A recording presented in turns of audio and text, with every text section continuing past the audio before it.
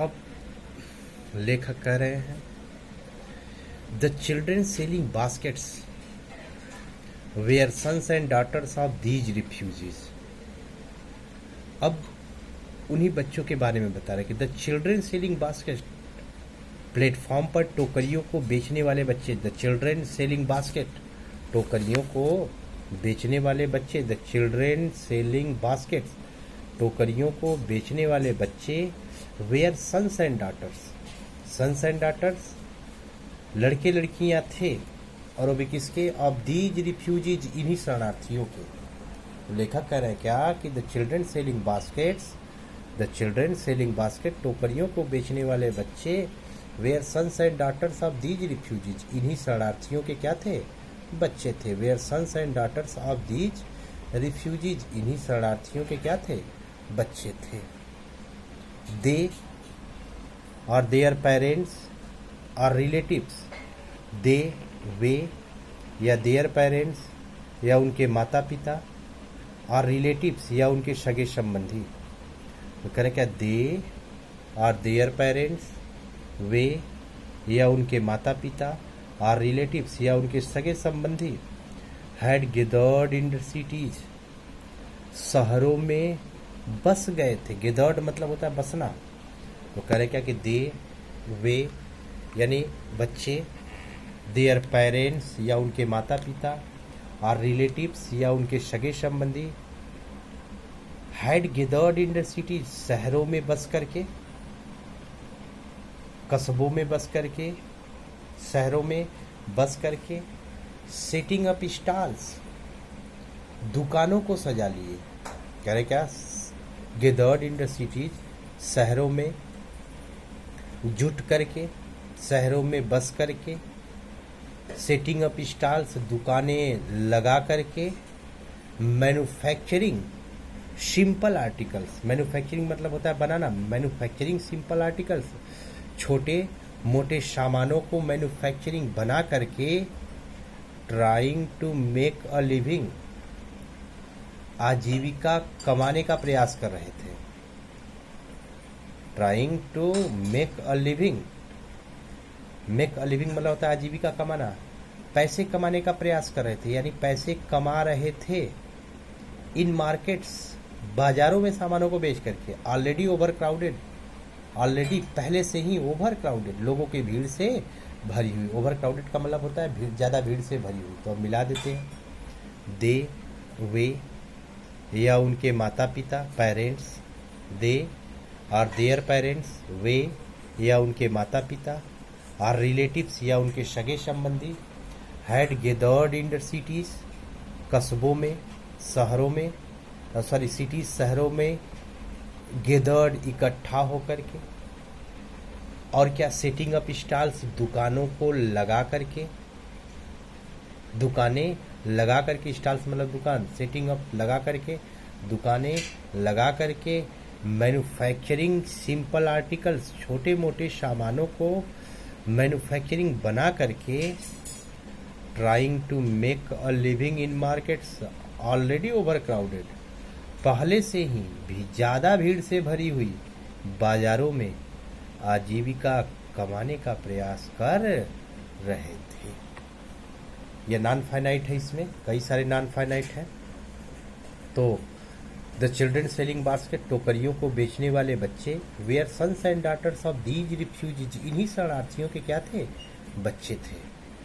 They are their parents, वे या उनके माता पिता, और रिलेटिव्स या उनके सगे संबंधी, had gathered in the cities, शहरों में बस करके, सेटिंग अप स्टॉल्स, दुकानें लगा करके, शहरों में बसे हुए, दुकानों को लगा करके, मैन्युफैक्चरिंग सिंपल आर्टिकल्स, छोटे मोटे सामानों को बना करके, trying to make a living in markets already overcrowded, पहले से ही भीड़ से भरी हुई बाजारों में क्या कर रहे थे, trying to make a living, आजीविका कमाने का प्रयास कर रहे थे। They lived in cloth and grass sets, they वे यानी वे शरणार्थी लोग, लिव्ड रहा करते थे, और वो भी कहाँ पे, इन क्लॉथ एंड ग्रास सेट्स, झोपड़ों में। क्लॉथ एंड ग्रास सेट्स का मतलब झोपड़ा।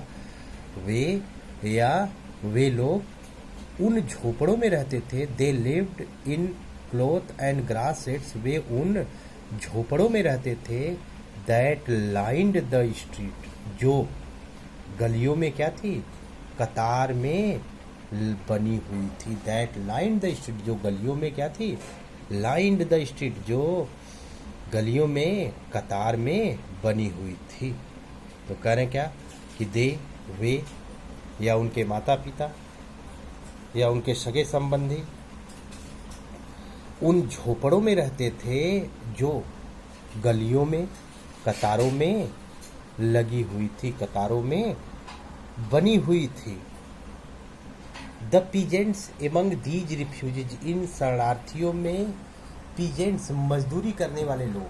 The peasants among these refugees, कह रहे क्या कि इन शरणार्थियों में मजदूरी करने वाले लोग। The peasants among these refugees, इन शरणार्थियों में मजदूरी करने वाले लोग हैड बीन एकस्टम्ड, अभ्यस्त हो गए थे। एकस्टम मतलब होता है अभ्यस्त होना, अभ्यस्त हो गए थे। और वो भी किसमें, to little all their lifes, to little अपनी मामूली सी, लाइफ्स देयर लाइफ्स मतलब आजीविका में, अपनी मामूली सी आजीविका में ही अभ्यस्त हो गए थे। कह रहे हैं क्या कि the peasants among these refugees, इन शरणार्थियों में मजदूरी करने वाले लोग had been accustomed to little all their lives, कह रहे हैं क्या कि अपनी मामूली सी ही आजीविका में क्या करते थे, अभ्यस्त हो गए थे। क्यों, और क्योंकि द एनुअल इनकम, सालाना आय, ऑफ द एग्रीकल्चरल फैमिली, खेती बाड़ी करने वाले परिवार के लोगों की, the annual income of an agricultural family, खेती बाड़ी करने वाले परिवार के लोगों की एनुअल सालाना आय does not exceed on an average, औसतन डज नॉट एक्सीड, ज़्यादा नहीं होती है। और वो कितना, $100, $100 और ईयर, प्रति वर्ष।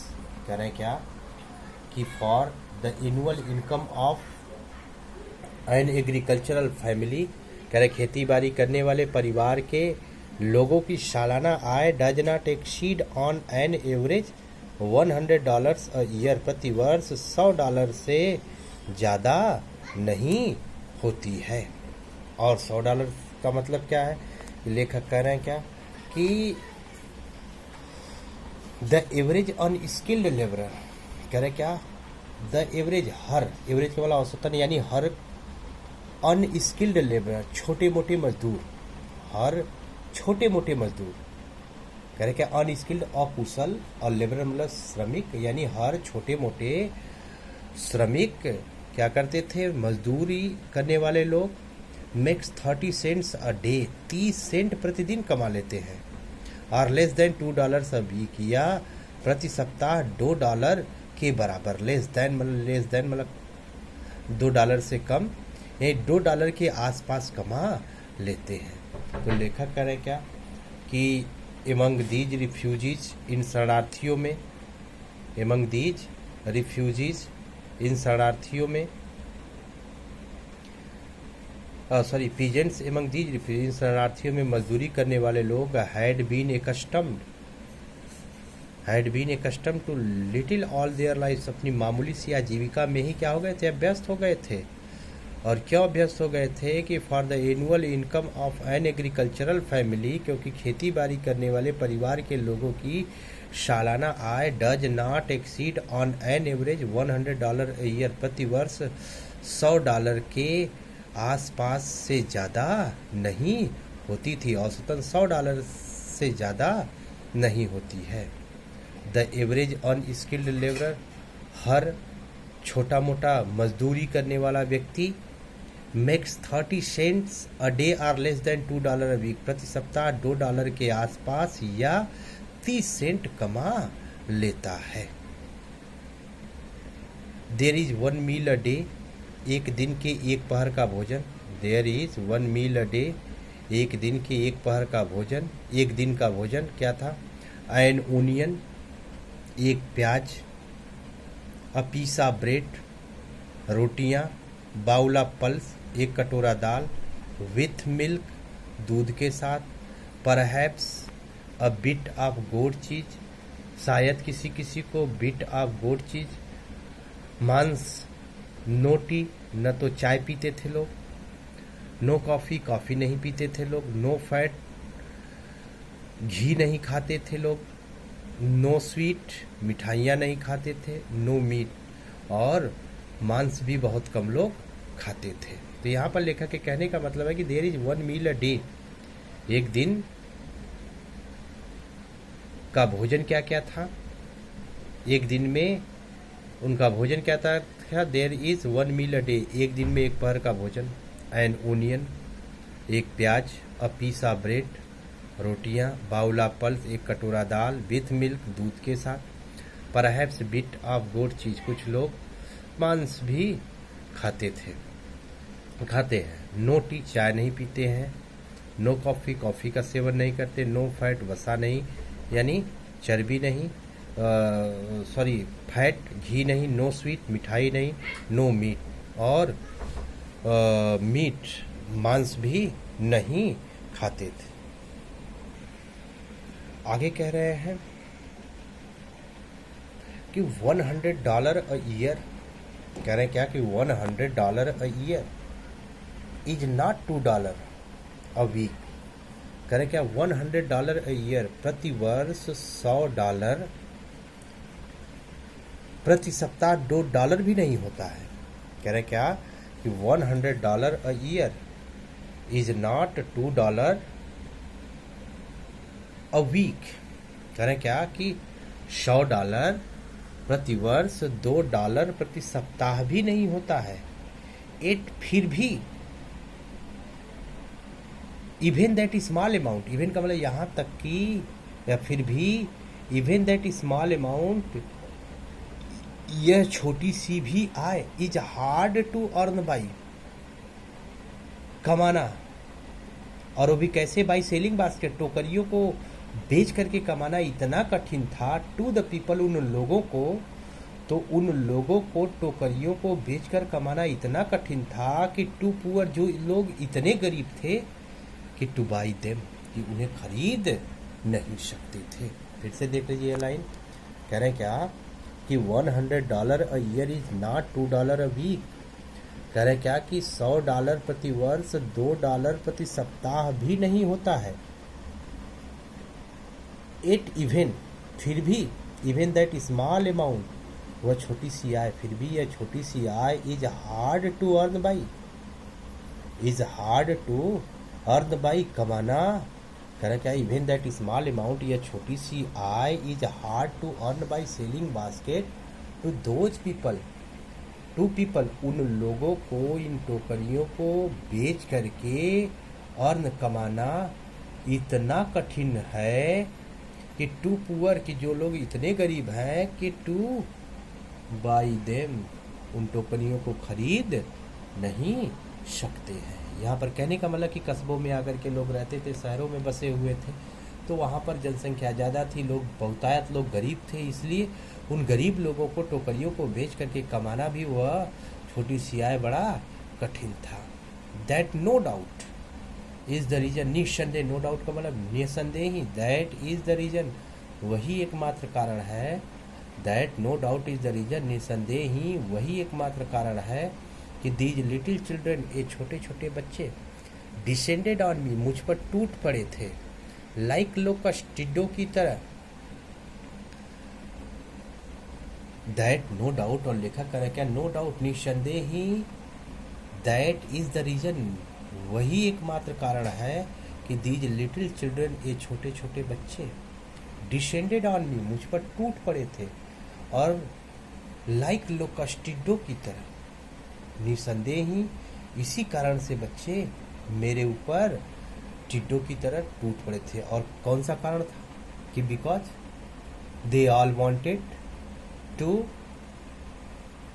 sell their basket to the author because they found author a rich man who could purchase their basket as they wished, as they thought.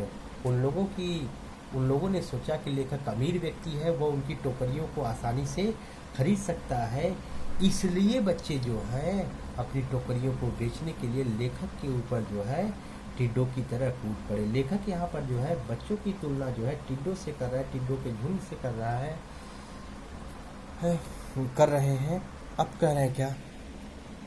I an American, मैं अमेरिकी व्यक्ति, वाज डाउटलेस, निसंदेह ही, कह रहे क्या कि मैं अमेरिकी नागरिक, the most promising market, most promising market का मतलब होता है सबसे उपयुक्त खरीदार, मोस्ट प्रॉमिजिंग मार्केट सबसे उपयुक्त खरीदार था। दे हैड सीन, जिसे उन लोगों ने क्या किया था? देखा था। तो कह रहे क्या कि निसंदेह ही I an American was the most promising market they had seen, कह रहे क्या कि निसंदेह ही मैं अमेरिकी व्यक्ति जिसे उन लोगों ने देखा था, द मोस्ट प्रॉमिजिंग मार्केट सबसे उपयुक्त खरीदार उनके लिए रहा।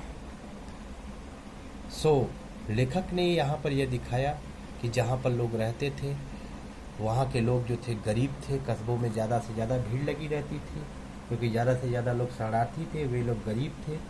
तो लेखक को देख करके बच्चों ने सोचा कि यह एक अमीर व्यक्ति है, यह इनकी टोकरियों को आसानी से खरीद लेगा, और इसलिए उन्होंने, उन बच्चों ने लेखक के ऊपर टिड्डों की तरह जो है, टिड्डों के झुंड की तरह जो है लेखक पर टूट पड़े कि ताकि वह उनकी टोकरियों को खरीद सके और वे पैसे पा सके और उस दिन का जो है अपने खर्चे को कमा सके।